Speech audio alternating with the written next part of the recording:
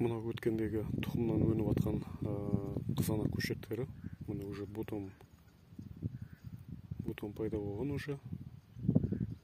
Бұйырса жақында гүлдейді екен. Бірақ мен бұны жұлып тастап жатырмын, өйткені қиярдың арасынан шығып кеткен. Мына осындай болып қаптап шығып кеткен.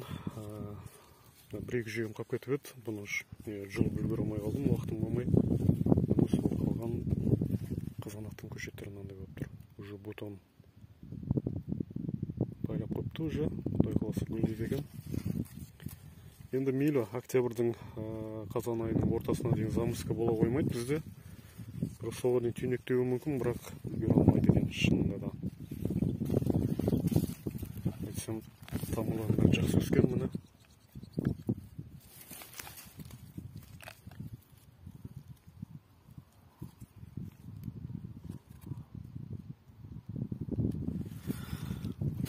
Осындай болады.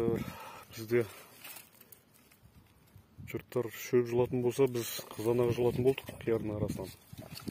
Өстіп өтміне. Тамыры да жақсы, жалпы жақсы өскен көшеттер.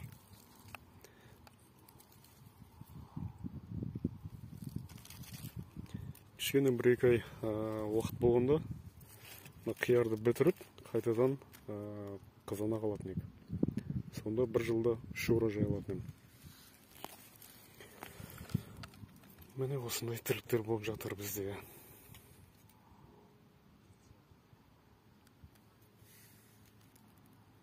Оның қиярын теріп жүрк, бірақ арасынан осындай шөп емес қызанақ өсіп кеткен.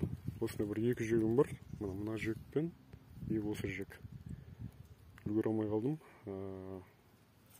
Шаба алмайсың, бұл капельный болғаннан кейін тек жұлу ғана, қолмен жұлу керек. Сол себепті осылай қызанақтың көшеттері өсіп кетті. Бірақ ештеңесі жоқ. Қызық екен былай. Шөп емес қызанақ жұлып жүргеніміз.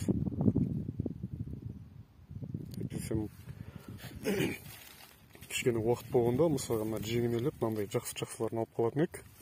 И мына қияр біткеннен кейін артынан қызанақ теріп жүретін ек. Бір 2 ай, 1,5 ай уақыт болғанда теріп үлгеруге болады екен қызанағын.